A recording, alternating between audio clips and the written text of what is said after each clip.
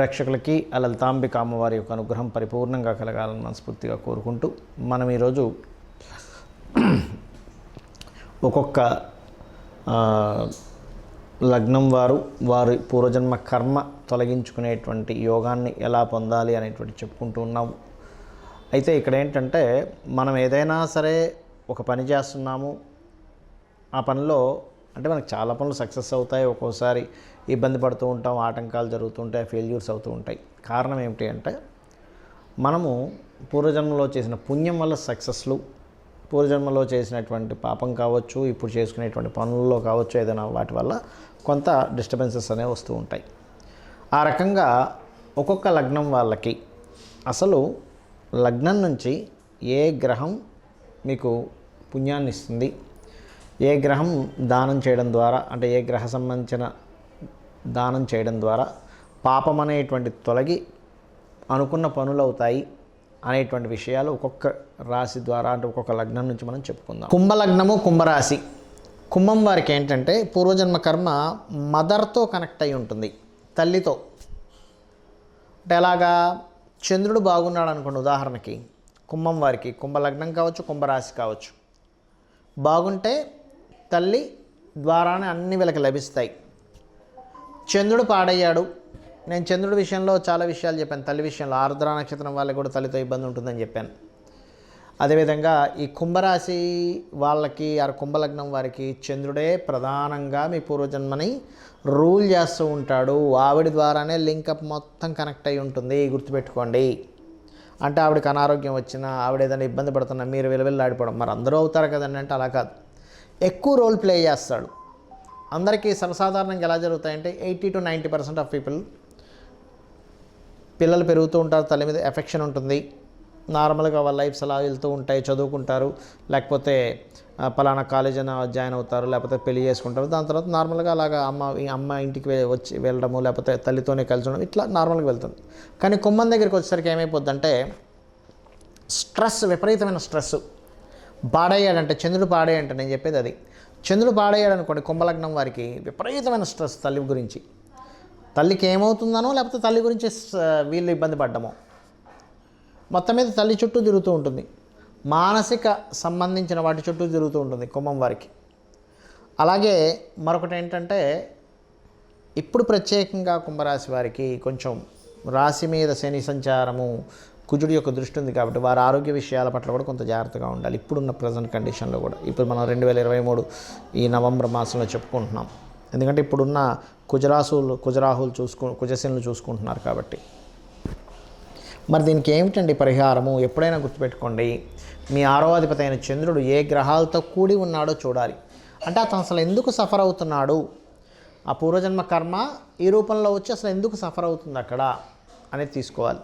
తీసుకుంటూ మీరు నిత్యము విష్ణు సహస్రనామాలు కనుక విన్నా చదివినా, గుర్తుపెట్టుకోండి, విన్నా చదివినా ఖచ్చితంగా కుంభం వారికి ఆ యొక్క పూర్వజన్మ కర్మ తొలగిపోతుంది. విష్ణు సహస్రనామాలు కేవలం విష్ణు సహస్రనామాలు చేసుకుంటే అయిపోతుంది అంటే కాదు. విష్ణు అంటే ఏంటో అర్థం చేసుకోవాలి. కమ్యూనికేట్, ఆలోచన ముఖ్యంగా మీకు ఫలితాన్ని ఇస్తుంది. అలాగే జల ప్రదేశాలకు వెళ్ళినప్పుడు జల సంబంధంగా, బ్రీతింగ్ రిలేటెడ్ సంబంధంగా, లేకపోతే ఏదైనా తిన్నప్పుడు సహజంగా కుంభం అంటే శని యొక్క రాశి, నర్వ్ రిలేటెడ్, ఇక్కడ కూడా నరాలకు సంబంధించింది వస్తుంది. ఎందుకంటే శని బుధుడు ఇద్దరు కూడా నరాలకు కారకులు కాబట్టి ఈ యొక్క విషయాల పట్ల కాస్త జాగ్రత్తగా ఉంటూ ఉండాలి.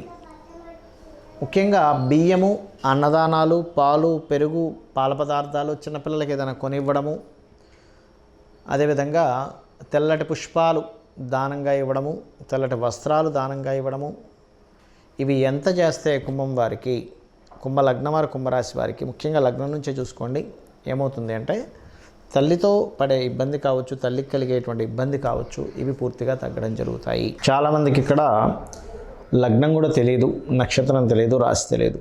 అటువంటి వారు ఏం చేయాలి అంటే శాస్త్రాల్లో ఎవరికైనా సరే పూర్వజన్మ పాపము పీడిస్తుంది అంటే రుణ రోగ శత్రురూపైన పీడిస్తుంది అన్నప్పుడు చేయవలసినటువంటిది ముఖ్యంగా సూర్య నమస్కారాలు ఎక్కువగా చేసుకోవాలి. సూర్య భగవానుని యొక్క ఆరాధన ఎంత చేస్తే అంత చక్కటి ఫలితాలు ఉంటాయి, గుర్తుపెట్టుకోండి. సూర్య ఆరాధన చేయాలి. ఇంకెవరికైనా అంటే ఉదాహరణకి పలానా ప్రాబ్లం వల్ల నేను ఫేస్ చేస్తున్నానండి, కానీ నాకు లగ్నము రాశి ఏమీ తెలియదు, జీవుడుగా నేను ఎదగలేకపోతున్నాను అన్నప్పుడు రవి గురు గ్రహాల దగ్గర దీపారాధన చేయండి. లేదంటే నాకు పూర్వజన్మ పాపం ఏముందో నాకు అర్థం కావట్లేదు, కానీ ఫైనాన్షియల్గా ఇబ్బంది పడుతున్నాను అన్నప్పుడు మాత్రం మీరు చేయవలసింది శుక్ర బుధ గ్రహాల దగ్గర దీపారాధన చేసి ప్రదక్షిణాలు చేయండి. అదేవిధంగా అంటే మీరు చేసే ప్రతి ప్రయత్నము సక్సెస్ అవ్వట్లేదు, చాలా ప్రాబ్లమాటిక్గా ఉంది అని అనుకున్నప్పుడు మాత్రం శుక్ర శని గ్రహాల దగ్గర దీపారాధన చేయండి. అదేవిధంగా పూర్వజన్మ కర్మలో ఏంటో మరి నాకు అర్థం కావట్లేదు, నేను ఎప్పుడు ప్రాపర్టీ కొన్నా లేకపోతే ఎప్పుడు నేను ఏదైనా సరే తీసుకుందామని వాహనం కావచ్చు, గృహం కావచ్చు తీసుకున్నా, లేకపోతే తల్లి ద్వారా ఇబ్బంది పడుతున్నాను అనుకున్నా, అంటే అట్లాంటిది ఏదైనా ఇబ్బంది ఎక్కువ వస్తున్నా, కొంతమందికి ఉంటూ పితృశాపము మాతృశాపాలు కూడా వస్తూ ఉంటాయి అన్నప్పుడు మీరు చేయవలసింది ఏమిటి అంటే పర్టికులర్గా కుజ గురు గ్రహాల దగ్గర దీపారాధన చేయండి. అంటే ఆ కర్మ ఆ రూపంలో తొలగుతుంది. అలాగే అంటే ఇవన్నీ నేను ఎందుకు చెప్తున్నానంటే ఎవరికి అంటే వాళ్ళకి తెలియదు, వాళ్ళ యొక్క జన్మజాత చక్రం తెలియదు, వాళ్ళ నక్షత్రం తెలియదు, ఏమీ తెలియదు, కానీ ఈ దోషం ఇబ్బంది పడుతున్న వాళ్ళకి, అంటే ఈ దోషం ద్వారా ఇబ్బంది పడుతున్నటువంటి వారు ఇది చేసుకోవాలని.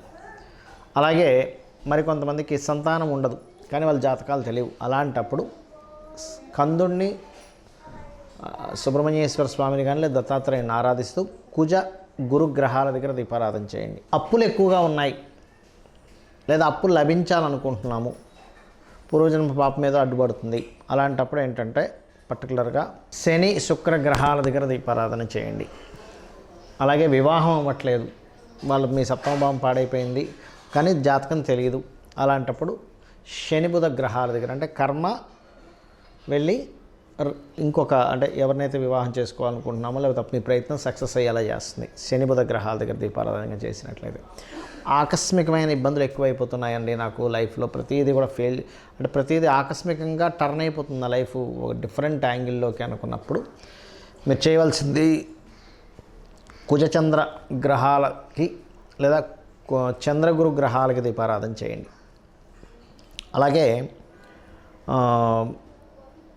కొంతమందికి విదేశాలకు వెళ్ళాలనిపిస్తూ ఉంటుంది, అటువంటి వారు హనుమాన్ చాలీసా చేయండి. లేదా హయ్యర్ ఎడ్యుకేషన్లో ఇబ్బంది వస్తుంది అన్నప్పుడు రవి కుజ గ్రహాల దగ్గర దీపారాధన చేయండి. అదేవిధంగా వృత్తిలో నేను సెటిల్ అవ్వలేకపోతున్నాను, నా లైఫ్లో అసలు సెటిల్మెంటే లేకుండా పోయింది అన్నప్పుడు బుధ శుక్ర గ్రహాల దగ్గర మరియు కేతు గ్రహం దగ్గర దీపారాధన చేయండి. ఆ సెటిల్మెంట్లో విదేశాలకు వెళ్ళి సెటిల్ అవ్వాలనుకునేటువంటి వారు హనుమాన్ చాలీసా చేస్తూ బుధ శుక్ర రాహుగ్రహం దగ్గర దీపారాధన చేయండి.